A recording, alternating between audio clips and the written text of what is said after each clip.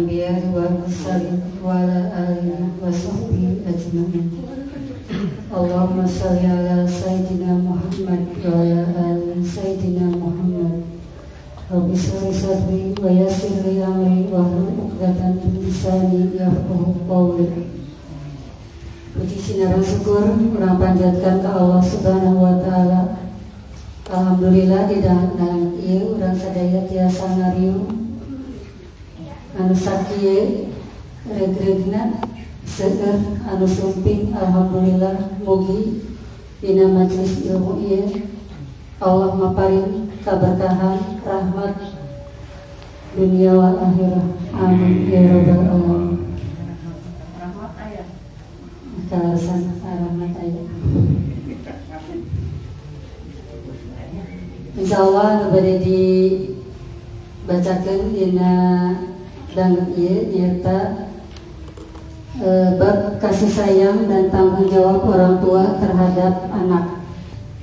Abdi ngabantun tina masalah kuliah akhlak karangan Profesor Dr. Haji Yunahar Ilyas LC.MA.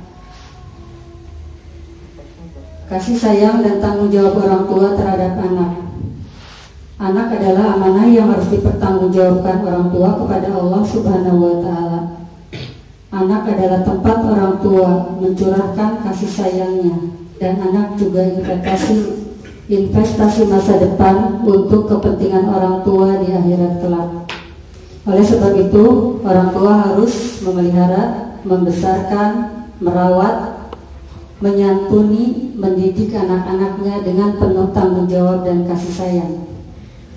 Dengan pengertian seperti ini, hubungan orang tua dengan anak dapat dilihat dari 3 segi. Yang pertama yaitu hubungan tanggung jawab, yang kedua adalah hubungan kasih sayang, yang ketiga adalah hubungan masa depan. Dari ketiga hubungan ini semuanya ada di dalam panduan kita, yaitu Al-Quran. Anak yaitu sebagai amanah yang dititipkan oleh Allah kepada orang tuanya, yaitu untuk dapat membesarkannya, memeliharanya, dan merawatnya serta mendidik sebaik-baiknya. Sejauh mana hubungan tanggung jawabnya yaitu ada di dalam hadis, yaitu HR muttafaqun alaih. Kepemimpinan itu harus dipertanggungjawabkannya nanti di hadapan Allah Subhanahu wa taala.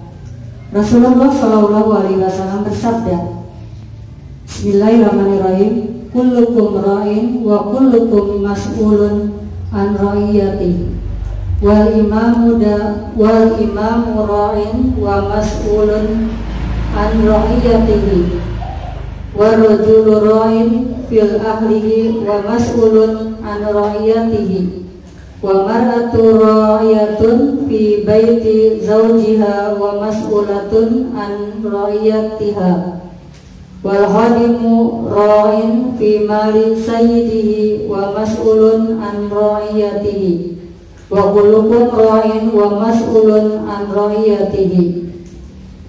Muttafaqun alaih.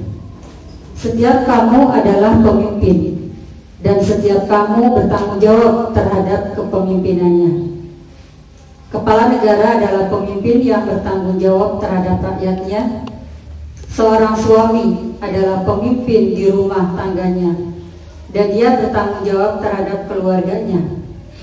Seorang istri adalah pemimpin di rumah suaminya, dan dia bertanggung jawab terhadap rumah tangganya. Seorang pembantu adalah pemimpin pada harta benda majikannya, dan dia bertanggung jawab terhadap kepemimpinannya. Jadi pada intinya hadis tersebut, masing-masing kita yang berjiwa mempunyai kepemimpinan, dan sikap kepemimpinan itu harus bisa dipertanggungjawabkan nanti kelak di yaumil akhir. Yang kedua yaitu segi yang kedua yaitu hubungan kasih sayang. Anak adalah tempat orang tua mencurahkan kasih sayang. Di sini adalah anak adalah tempat orang tua mencurahkan kasih sayang. Jadi setiap manusia yang normal secara fitri pasti mendambakan kehadiran anak-anak di rumahnya. Kehidupan rumah tangga sekalipun bergelimang harta benda belum lengkap kalau belum mendapatkan anak. Di sini ada di dalam Al-Quran yang menyatakan bahwa anak adalah perhiasan hidup di dunia.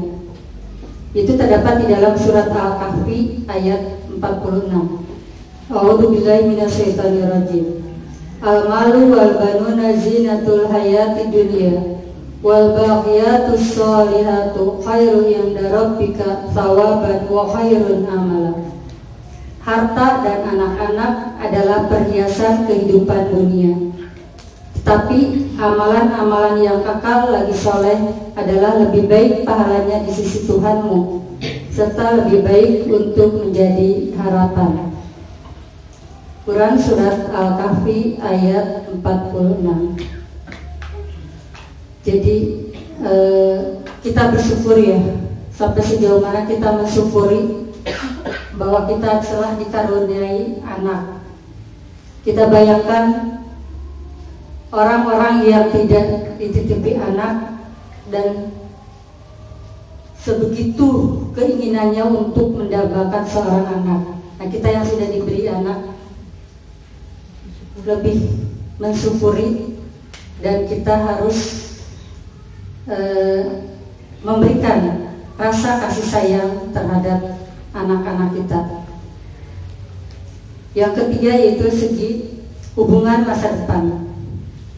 Anak adalah investasi masa depan di akhirat bagi orang tua, karena anak yang soleh akan selalu mengalirkan pahala kepada kedua orang tuanya, sebagaimana yang dinyatakan oleh Nabi Muhammad SAW. Bismillahirrahmanirrahim. Idza mata insanu inqata'a anhu amaluhu illa min thalathatin, illa min sadaqatin jariyatin aw ilmin yuntafa'u bihi aw waladin shalihin yad'u lahu. Jika seorang meninggal dunia, putuslah pahala amalannya kecuali salah satu dari 3 hal: sedekah jariyah, ilmu yang bermanfaat yang dapat diambil manfaat darinya, dan anak soleh yang mendoakannya. Rawahu Muslim.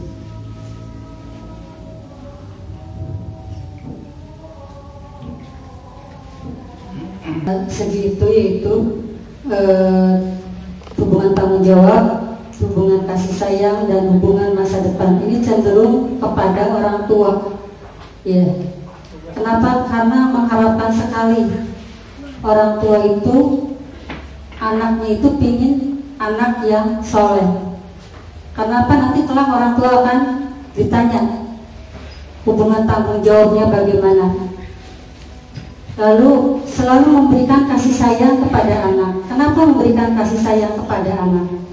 Karena anak itu sebagai, dalam Al-Quran itu sudah dikatakan sebagai perhiasan kehidupan dunia.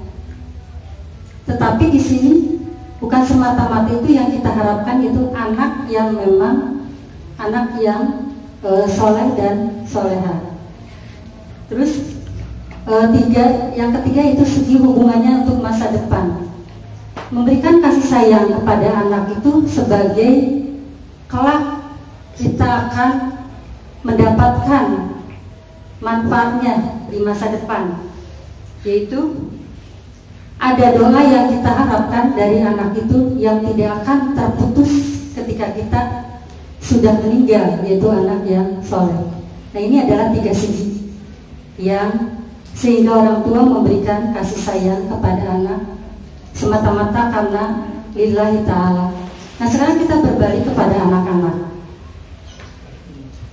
Anak-anak mempunyai rasa kasih sayang nggak kepada orang tua?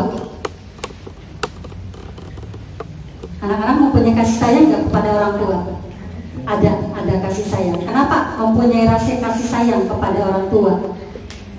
Kalau anak kenapa kasih sayang kepada mama, kepada Iya, karena mama yang melahirkan kita dengan susah payah ya, melahirkan, menyayangi, melahirkan dengan susah payah, sehingga sangat sayang sekali kepada mama.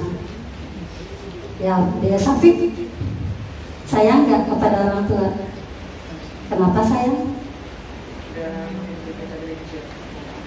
Karena sudah mengurus dari kecil. Nah, di sini bagaimana timbal baliknya kasih sayang seorang orang tua kepada anak, dan bagaimana kasih sayang seorang anak menyayangi kepada orang tuanya, sehingga terbentuklah modal aset anak itu bukan semata-mata anak yang perhiasan dunia saja, tetapi anak yang benar-benar untuk menyelamatkan kelak orang tua di hari akhirat.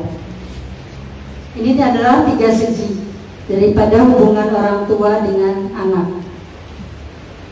Dengan 3 alasan di atas, seorang muslim didorong untuk dapat berfungsi sebagai orang tua dengan sebaik-baiknya.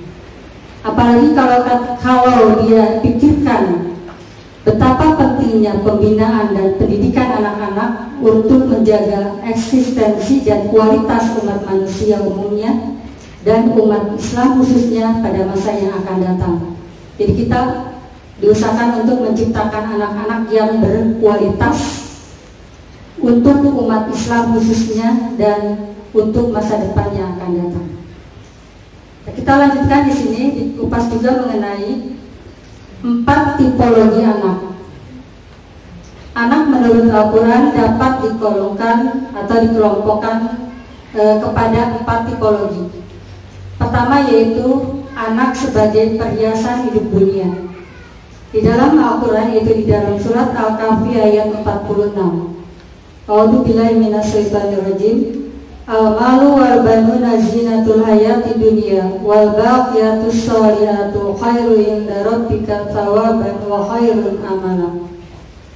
Harta dan anak-anak adalah perhiasan kehidupan dunia, tetapi amalan-amalan yang kekal lagi soleh adalah lebih baik pahalanya di sisi Allah, serta lebih baik untuk menjadi harapan. Sepasang suami istri merasa rumah tangganya belum lengkap kalau belum dapat anak. Ibarat perhiasan, anak itu berfungsi memperindah sebuah rumah tangga.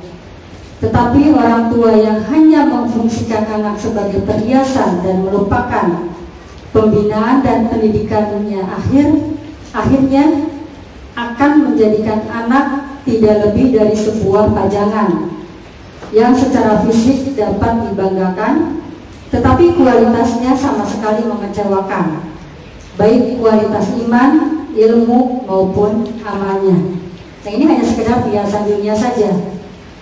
Sedangkan kita mengharapkan adalah anak-anak yang berkualitas, yang punya iman, ilmu maupun amal. Tipologi yang kedua yaitu anak sebagai ujian. Kita tahu ya, dari kecil anak itu suka menguji, mulai dari dilahirkan sampai sudah berumah tangga juga tetap merupakan ujian.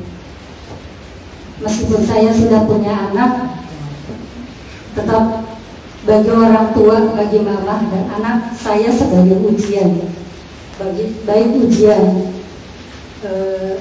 dunia maupun ujian di akhirat. Jadi tetap bahwa anak itu sebagai ujian. Kenapa? Ini sudah ada di dalam Al-Qurannya, yaitu di dalam surat Al-Anfal ayat 28. Jadi selain anak itu sebagai perhiasan hidup dunia, anak juga menjadi ujian atau fitnah bagi kedua orang tuanya. Allah berfirman, A'udzu billahi minasyaitonir rajim. Wa'lamu annama amwalukum wa auladukum fitnatun wa annallaha indahu ajrun 'azim. Dan ketahuilah bahwa hartamu dan anak-anakmu itu hanyalah sebagai cobaan, dan sesungguhnya di sisi Allah lah pahala yang besar. Ini sudah digariskan, anak itu adalah sebagai cobaan, ujian. Jadi bagaimana kita di dunia yang Allah sudah gariskan anak ini sebagai ujian.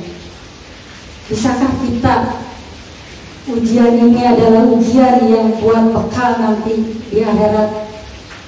Ataukah ujian ini hanya sebagai kita untuk keluh kesah saja, bukan menjadikan ladang pahala? Karena Allah sudah menggariskan anak itu adalah sebagai ujian. Jadi saya selalu pamit memaya pusing masak surat kajelis gitu ya. Kumaha pusingna ngadidik murang kali. Kumaha pusingna ketika kita diuji dengan anak. Karena apa? Mungkin saya belum sampai tingkat kesabarannya dengan kesabaran jenis. Ya alhamdulillah dengan arahan-arahan dari jenis dan dengan implementasinya dalam kehidupan yang Allah uji. Karena apa? Karena jenis sudah mempunyai ilmu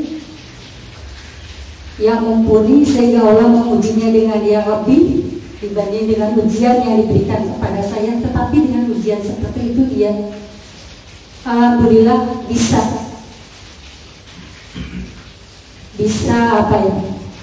menerima ujian-ujian dengan anaknya yang 5, dengan berbagai karakternya, dengan kesabarannya seorang ibu. Itu bagaimana kita mendapatkannya, yaitu ketika kita curhat. Jelisku mahayi baru datang, kita bukan untuk menjelekkan anak-anak saya, tapi ingin mendapatkan ilmunya, tingkat kesabarannya bagaimana dari seorang ibu yang sudah mengalami tingkat kesabaran diuji dengan anak-anak yang insya Allah mudah-mudahan anak-anaknya soleh dan solehah.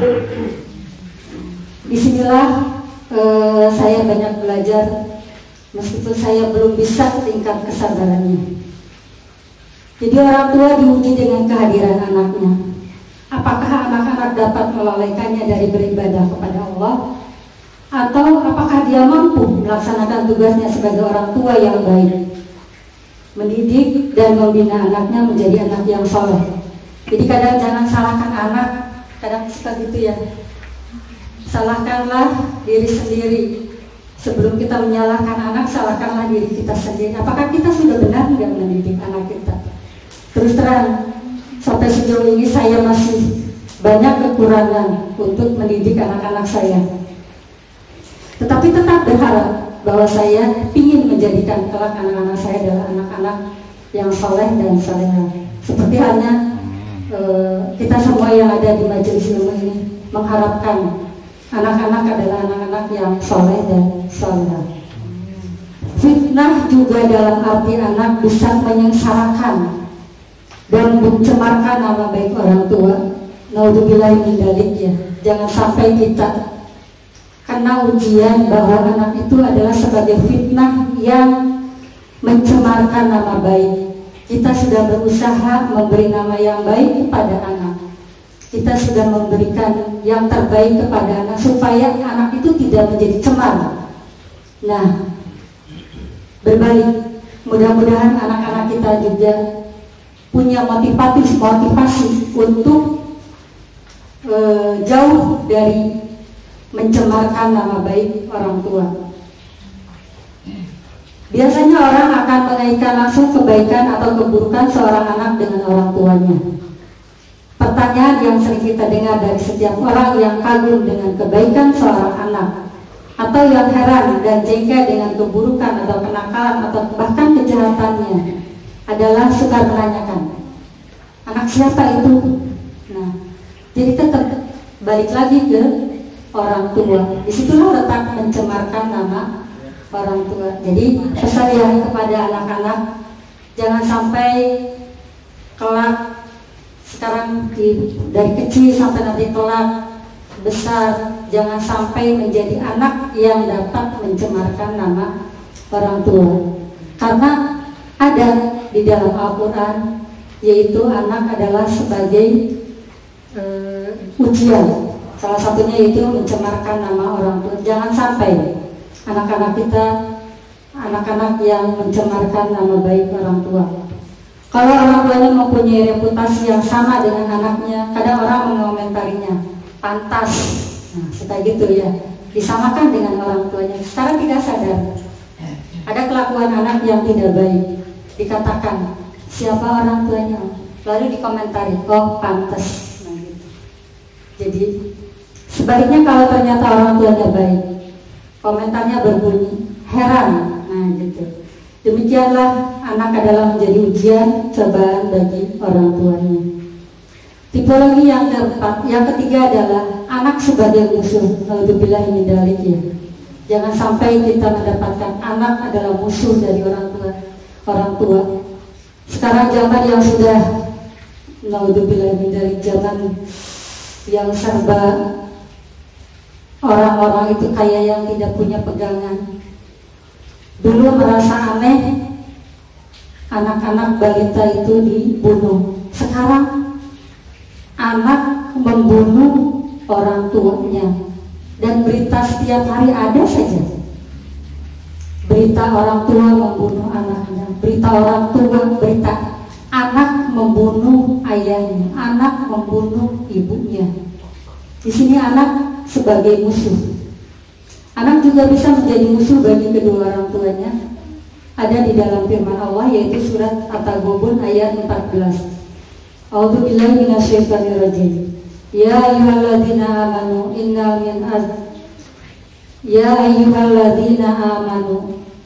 inna min azwajikum wa auladikum aduwan lakum fadharuhum. Hai orang-orang yang beriman, sesungguhnya di antara istri-istrimu dan anak-anakmu ada yang menjadi musuh bagimu, maka berhati-hatilah kamu terhadap mereka. Ini sudah Allah memberikan alarm, berhati-hatilah terhadap mereka, karena di antara kamu itu ada istri-istrimu dan anak-anakmu yang menjadi musuh bagimu. Jadi kita hanya berbekal iman, dan kita hanya selalu meminta pertolongan kepada Allah supaya kita dijauhkan dari sifat atau tipe anak sebagai musuh kepada orang tuanya. Sungguh sangat mengecewakan kalau sampai anak menjadi musuh orang tua. Musuh bisa berarti secara fisik, bisa juga dari segi ide, pikiran, cita-cita, dan aktivitas. Sekarang anak lebih canggih, sekarang anak lebih pintar. Dikatakan musuh gimana? Ya kadang berdebat soal kepikiran. Ah si mamah mada kolotren zaman baheula, usum zaman ayeuna. Nah, seolah-olah kayak sepele ya itu. Tapi kalau kita kaji kembali, ini mengarah kepada arah permusuhan. Kalau kita tidak sabar-sabar ya, orang tua yang tidak sabar ya udah pasti memarahi anak ketika dikatakan ah si mamah mah geus teu zaman. Nah, tapi kita punya iman, dan kita memaafkan juga ya bahwa anak mungkin belum tahu, belum sampai ilmunya, sehingga kita memberikan ilmunya kepada anak, jangan sampai menjadi musuh kepada orang tua. Yang keempat adalah tipologi anak sebagai cahaya mata. Inilah yang kita harapkan, yaitu bagaimana anak sebagai cahaya mata. Itu di dalam Quran surat Al-Furqan ayat 74. A'udzubillahi minasyaitonirrajim. Walladzina yaquluna rabbana hab lana min azwajina wa dhurriyyatina qurrata a'yun waj'alna lil muttaqina imama. Sering kita minta kepada Allah ya surat ini, ayat ini. Dan orang-orang yang berkata, ya Tuhan kami, anugerahkanlah kepada kami istri-istri kami dan keturunan kami sebagai cahaya mata penyenang hati kami, dan jadikanlah kami imam bagi orang-orang yang bertakwa. Inilah yang dikatakan qurrata a'yun, berarti cahaya mata, permata hati, sangat menyenangkan. Nah inilah tipologi yang ideal yang didambakan oleh orang tua, yang senantiasa diminta setiap hari. Orang tua meminta bahwa kita ingin mendapatkan anak-anak yang qurrata a'yun. Semoga anak-anak juga ya tahulah isi hati orang tua itu, sehingga anak-anak menjadi anak-anak yang qurrata a'yun. Amin ya rabbal alamin. Hablum minallah dan hablum minannasnya berjalan dengan baik. Tipologi keempat inilah yang boleh kita sebut dengan anak yang soleh dan solehah. Anak soleh tidak dilahirkan. Anak soleh atau qurrata ayun tidak dilahirkan, tetapi dibentuk dan dibina lewat pendidikan. Jadi kita harus pandai-pandai bagaimana membina dan membentuk, menjadikan anak yang qurrata ayun. Rasulullah SAW mengajarkan bahwa setiap anak dilahirkan dalam keadaan fitrah. Ibu bapaknya lah yang berperan merubah fitrah itu menjadi, dalam bahasa Rasul atau Yahudi, fitrah menjadi dalam bahasa Rasul Yahudi, Nasrani, dan Najis. Jadi anak-anak adalah fitrahnya adalah suci, yang menjadikan anak sesat adalah karena bapaknya lah dan yang berperan, bapak ibunya lah yang berperan.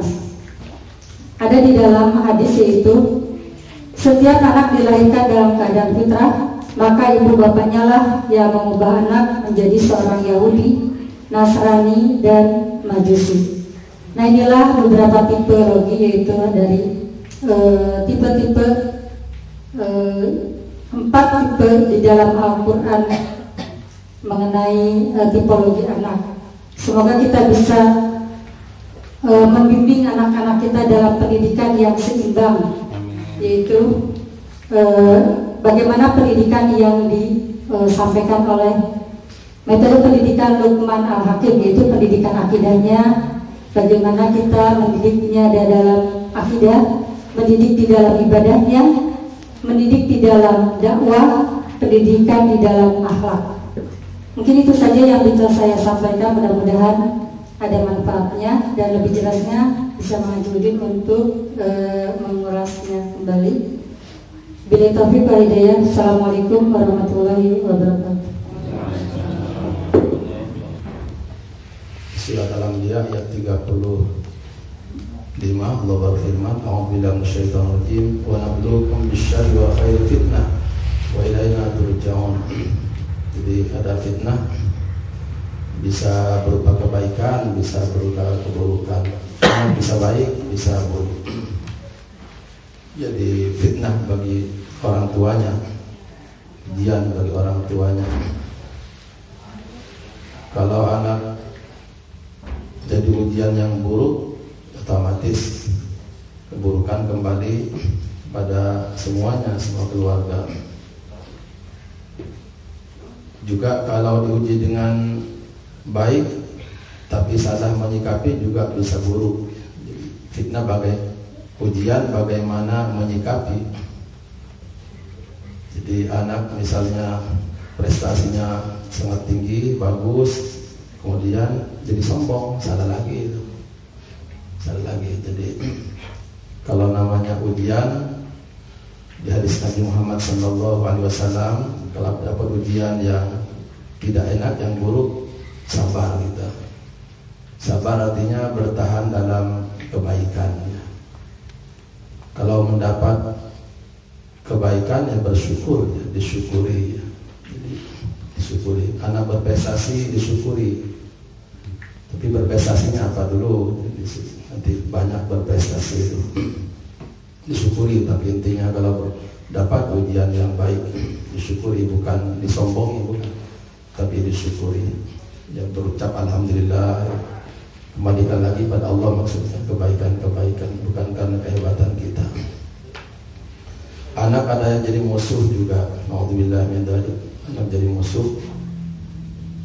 Itu zaman Umar bin Khattab radhiyallahu anhu, karena kurang perhatian orang tuanya sejak kecil.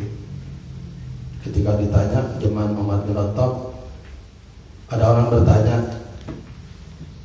tentang anaknya yang durhaka.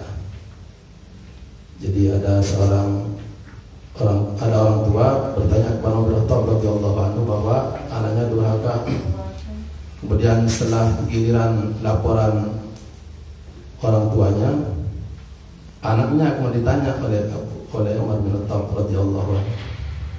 Ditanya, kamu diberi nama siapa? Kamu diajari Al-Quran tidak? Kamu diajari akhlak tidak?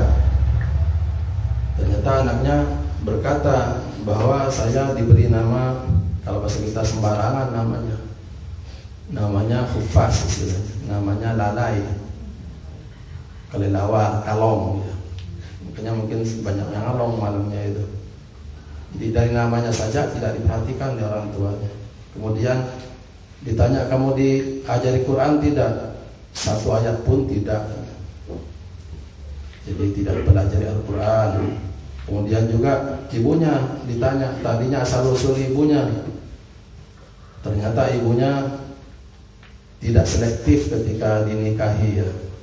Artinya berasal dari akhlak yang buruk kelakuan ibunya itu. Maka kata Umar kemudian, sebelum anak ini durhaka kepada engkau yang memulai durhaka. Ternyata lihat dari Umar bin Khattab radhiyallahu anhu, nanti juga dicocokkan dengan hadis-hadis Nabi Muhammad sallallahu alaihi wasallam. Ternyata harus diperhatikan anak keagamaannya, diperhatikan namanya, diperhatikan adabnya. Hadis Nabi Muhammad tadi sangat menarik sekali. Tiap bayi yang dilahirkan dalam keadaan fitrah. Kemudian yang disalahkan tuh orang tuanya itu. Fa bawahu yuhawidanihi au yunassiranihi au yumajjisanihi. Kemudian yang menjadikan anak itu Yahudi, Nasrani atau Majusi orang tuanya. Maksudnya karena orang tua adalah lingkungan terdekat anak ya, lingkungan terdekat anak sejak kecil. Jadi itu menunjukkan lingkungan sebetulnya, dimulai dari lingkungan terdekat orang tua. Ini yang paling menentukan sekali.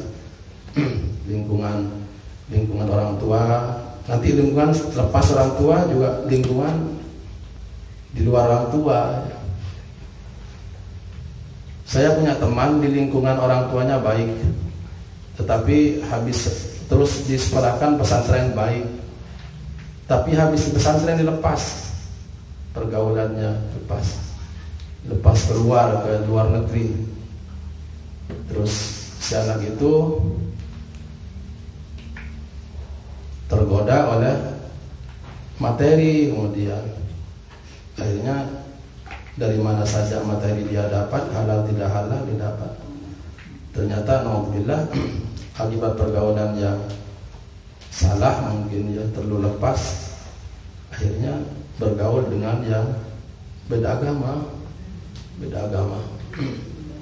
Akhirnya sekarang juga pikirannya itu ngaco pikirannya, jadi istilahnya liberal gitu istilahnya, dan masuk dekat dengan Menteri Agama. Kemudian ini orangnya cerdas sekali, tapi itu cerdas salah ya.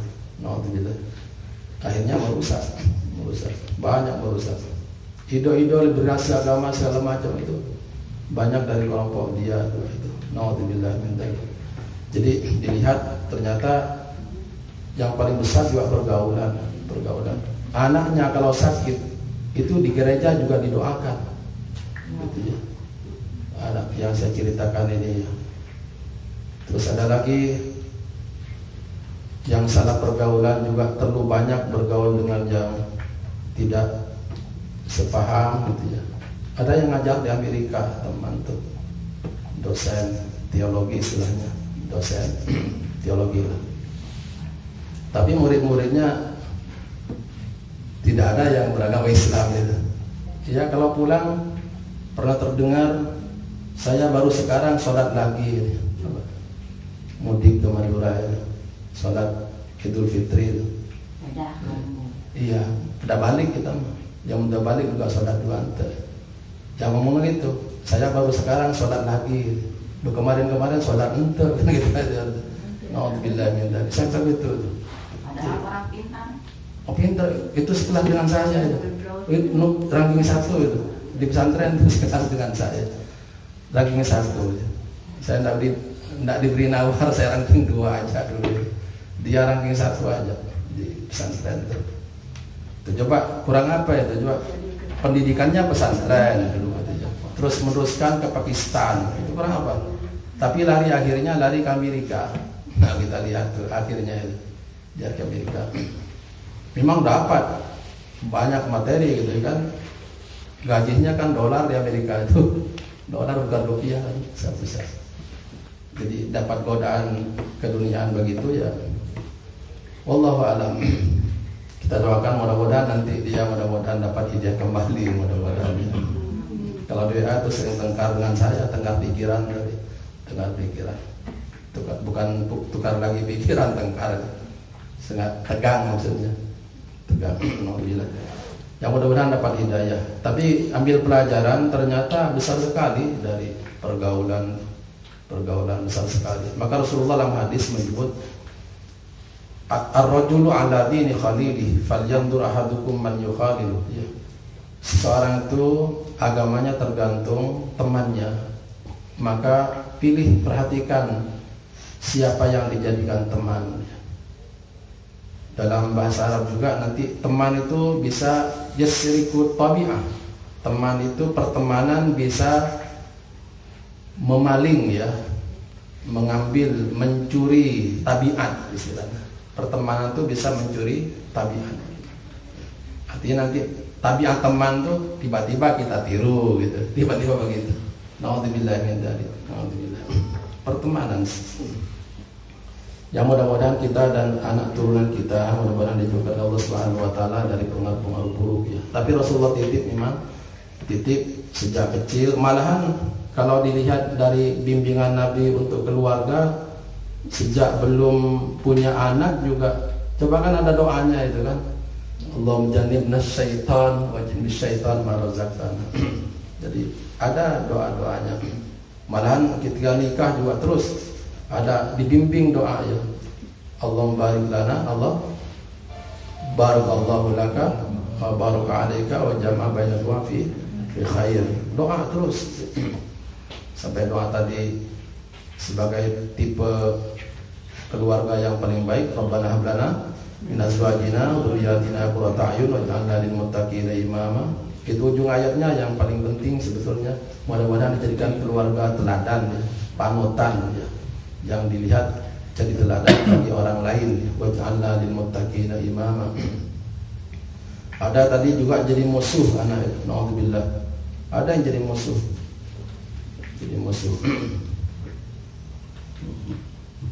Saya dan mama pernah lihat ada anak memusuhi orang tua ya. Naudzubillah. Sekarang mati tragis dan anak-anaknya semuanya tidak soleh. Tidak perlu disebutkan orangnya, tapi lihat perjalanan ada anak memusuhi orang tua, matinya mati tragis. Naudzubillah. Kemudian anak-anaknya tidak ada yang beres dalam pendidikan. Naudzubillah. Ada ternyata si anak ini tadinya awalnya urusan harta lagi, ini urusan rebut warisan dengan orang tuanya. Naudzubillah. Ibunya meninggal, terus bapaknya nikah lagi, kemudian harta warisannya dibawa ke istri yang kedua, maka anaknya yang pertama mesti bapaknya. Naudzubillah. Maka di Quran tadi disampaikan oleh Allah di ayat 28 surat Al-Anfal, direndengkan betul juga di Al-Kahfi itu, innama amwalukum wa auladukum fitnah. Hartamu dan anakmu itu adalah fitnah, cobaan yang paling berat memang. Di At-Taghabun juga disebut tadi bahwa anak dan harta dengan anak lagi yang direndengkan. Di Al-Kahfi sama juga, anak dan harta yang direndengkan. Karena mungkin dari sini banyak timbul nanti cobaan-cobaan itu. Maka di Al-Kahfi itu tadi disebut anak sebagai fitnah, dan ada yang lebih baik daripada anak dan harta, yaitu wal baqiyatus shalihatu khairun inda rabbika thawaban wa khairun amala. Al-mal wal banun zinatul hayatid dunya. Harta dan anak sekedar perhiasan kehidupan dunia. Tapi ada yang lebih baik dari itu, al-baqiyatus shalihat. Utsman bin Affan menyebut al-baqiyat shalih itu bacaan subhanallah walhamdulillah wa la ilaha illallah wallahu akbar. Ini yang disebut al-baqiyat shalih. Kenapa ini disebut lebih baik daripada anak dan harta? Karena kalau anak dan harta itu anak saja, anak dipelihara dari kecil sampai besar belum tentu berakhir dengan soleh, belum tentu. Walaupun harapan kita ingin jadi soleh. Jadi anak dipelihara dari kecil sampai besar, akhir besarnya itu tidak mungkin pasti soleh, tidak pasti kesolehannya. Walaupun kita mengharap memang, tapi tidak pasti. Banyak sekali contoh yang begitu. Nah, tapi kalau bacaan subhanallah walhamdulillah wala ilaha illallah Allahu akbar tidak nunggu lama juga, begitu dibaca jadi pahala. Makanya ini lebih baik daripada anak. Kalau anak nunggu lama sampai besar itu belum tentu soleh, nanti belum pasti soleh ketika besar. Tapi kalau subhanallah walhamdulillah sejak dibacakan itu sudah jadi pahala. Makanya lebih baik daripada anak dan harta itu. Langsung jadi pahala. Ini terutama hiburan bagi orang yang tidak punya anak, yang mandul, yang mungkin ngajomblo terus, tidak pernah nikah gitu ya. Ada hiburannya juga di Al-Quran, dihibur juga di Al-Quran. Kan di Al-Kahfi di awal itu wa yubashshiral mu'minina alladzina ya'maluna shalihat anna lahum ajran hasanah. Kitab Al-Quran gitu ya. Alhamdulillahilladzi anzala 'ala 'abdihil kitaba wa lam yad'u wajha qayyiman liyundira ba'san shadidan. Terus wa yubashshiral mu'minina alladzina ya'maluna shalihat. Pokoknya orang mukmin yang amal saleh akan diberi berita gembira dari Al-Quran. Salah satunya bagi orang yang tadi tidak punya anak atau juga menduda, jomblo, tidak punya anak, itu dari amalan wal baqiyatus shalihatu khairun inda rabbika thawabun khairun amala. Jadi masih diberi pilihan gitu ya. Jadi semuanya dikasih. Itu hebatnya Quran tuh. Ayat 2 surat Yasin tuh hakimnya Quran tuh. Yasin wal Qur'anil wal Quran hakim tuh. Quran hakimnya, bijaksananya tuh di situ. Semua penganut agama ini, semua penganut agama Islam ini diberi berita gembira semuanya, tidak terkecuali. Pada Al-Quran tuh ada berita gembira. Tapi syaratnya ya'maluna shalihat wa yubashshiral mu'minin alladziina ya'maluna shalihat anna lahum ajran hasanah. Maka singkat ya abada.